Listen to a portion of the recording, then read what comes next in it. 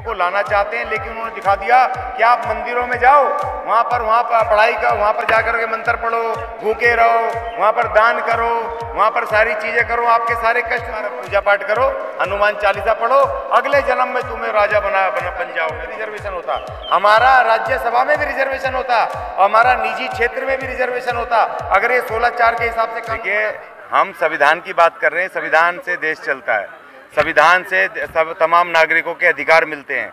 संविधान से जिन वर्गों को कभी पढ़ने के अधिकार नहीं थे उनको शिक्षा पढ़ने की आज़ादी मिली, और इस संविधान से रोजगार, तमाम चीज़ें मिली, सुरक्षा, न्याय, बराबरी, समानता, बंधुत्व, सब कुछ मिला।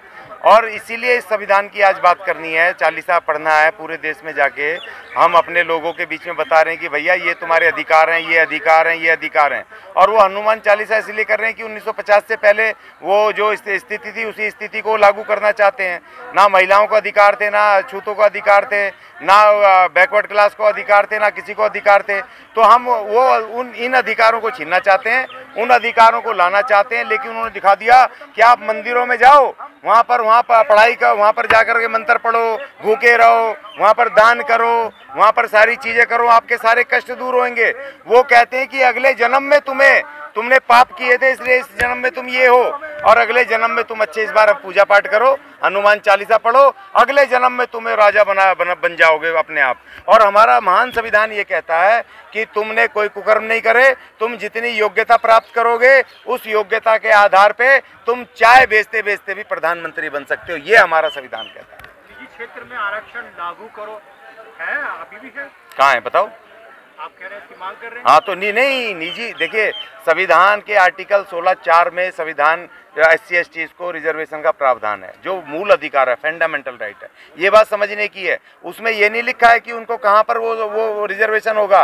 वो इन्होंने आज तक 16/4 के हिसाब से इन्होंने रिजर्वेशन लागू करने के लिए कोई कानून नहीं बनाया, चाहे कांग्रेस की सरकार थी, चाहे ये सरकार है, ये तो खैर तोड़ने पे लगे हैं। वो मूल अधिकार का हिस्सा था, और उल्टा इन्होंने क्या किया, कोई इन्होंने कानून तो बनाया नहीं। वो कानून बनाते तो हमारा सेना में भी, तीनों सेनाओं में भी रिजर्वेशन होता, हमारा न्यायपालिका में भी रिजर्वेशन होता, हमारा राज्यसभा में भी रिजर्वेशन होता, और हमारा निजी क्षेत्र में भी रिजर्वेशन होता, अगर ये 16/4 के हिसाब से कानून बनाते। लेकिन इन्होंने बनाया नहीं। जो इन्होंने रिजर्वेशन लागू किया है, जो आर्टिकल 335 के आधार पे जो सरकारी संस्थानों में है केवल वहीं लागू कर दिया, और उसके लिए भी कोई मैकेनिज्म नहीं बनाया कि जितनी शेड्यूल जातियां हैं उन सभी जातियों को उसका बेनिफिट मिले।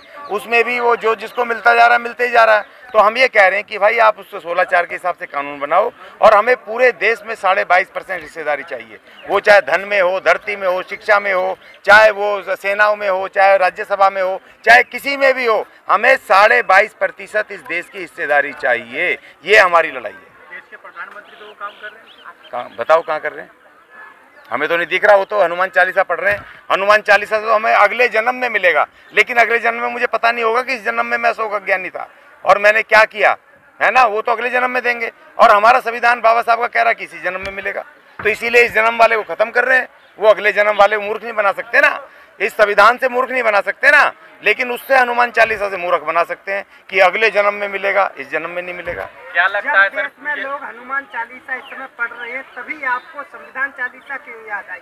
इससे पहले आपने कोई ऐसी चालीसा का क्यों नहीं याद किया? देखो, ऐसा नहीं है, हम लगातार लीगल काम कर रहे थे। SC/ST के कानूनी अधिकार के लिए पूरे देश में पिछले 10 सालों से लड़ रहे हैं, बड़े बड़े केस लड़े हैं, जीते हैं, उनको न्याय दिलवाया। हमारे राजू दादोड़ा जी कर रहे हैं, पालघर से आदिवासी नेता, 5 साल से 6 साल से उनके कानूनी लड़ाई लड़ रहे हैं। वो भी तो चालीसा ही था, लेकिन हमने सड़क पर डोर टू डोर जा करके हमने लोगों को नहीं बताया था। अब हम उन लोगों को बता रहे हैं कि भाई तुम्हारा अधिकार ये है।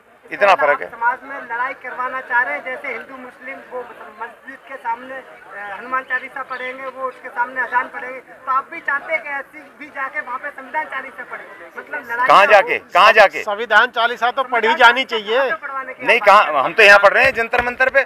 यहाँ कौन सा यहाँ देखो, हनुमान चालीसा भी पढ़ सकते हैं और हम भी पढ़ सकते हैं। यहाँ सबका अधिकार है। यहाँ पर से तय किया हुआ कि यहाँ पढ़ो, और हम अपने लोगों के घर में जा रहे हैं, हम दूसरों के नहीं जा रहे। हम दूसरों की मस्जिद में जाके नहीं पढ़ रहे, हम अपने SC/ST के घर में जाके संविधान पढ़ेंगे। गलत कर दिया, संविधान को पढ़ने से विवाद हो सकता है क्या? संविधान को पढ़ने और संविधान को पढ़ने से क्या विवाद होगा, क्या झगड़ा होगा क्या? समस्या को हल खोज दिया, आपका सवाल ही गलत है, आपका प्रश्न ही गलत है। नहीं, प्रश्न गलत है, उनका करें संविधान को लेकर सवालों के कैसे हो जाएगा? एक नहीं सर, थोड़ा शांति रहो। गलत कर, अरे नहीं यार, आप मैं ये कह रहा हूँ सर, जो बीजेपी या कांग्रेस पार्टी है जिससे लगातार मांग की जा रही है देश के अंदर तमाम पार्टियों द्वारा, छोटी छोटी पार्टियों द्वारा, आपको लगता है कि बीजेपी कांग्रेस आपके मांगों को मांगेंगी और ये अधिकार देंगी? नहीं तो वो कौन होते ना मानने वाले? हम तो सरकार से बात कर रहे हैं। सरकार ना बीजेपी की ना कांग्रेस की है, यही तो हमें समझना है। जो सत्ता में आ गया, जो चुन करके जीत करके चुन के बहुमत में आ गया, वो फिर देश की सरकार है, वो किसी पार्टी की सरकार नहीं है। और अगर ये नहीं मानेंगे तो फिर अब जनता जनार्दन है, फिर हम अपना वोट के अधिकार से अपना राइट लेंगे। देश की तो सरकार है, भारत के नागरिक, हम भारत के लोग, पहला सेंटेंस है। यहाँ भगत नहीं होते, यहाँ संविधान में नागरिक होते हैं, नागरिक, ये फर्क है। मूल निवासी और नहीं नागरिक मूल निवासी। संविधान में पूर्ण आस्था प्रकट करना, हाँ। संविधान चालीसा का मतलब यहाँ यह है कि संविधान में पूर्ण आस्था बाकी कल करेंगे, कल वहाँ पे और पूरा विश्वास प्रकट करना, ये संविधान चालीसा का मतलब है। नहीं, संविधान को ना मानने का सवाल ही पैदा नहीं होता। नहीं, वो सब संवैधानिक है, सब कल चर्चा करेंगे, कल मीटिंग के बाद सब संवैधानिक है, कोई एक्स्ट्रा नहीं है। जो संविधान में अनुच्छेदों में लिखा वही हमने मांग की है, उसको लागू करने की, उससे अलग एक भी मांग नहीं है, ये भी आप समझ लो। ठीक है जी, धन्यवाद, कल मिलेंगे कल।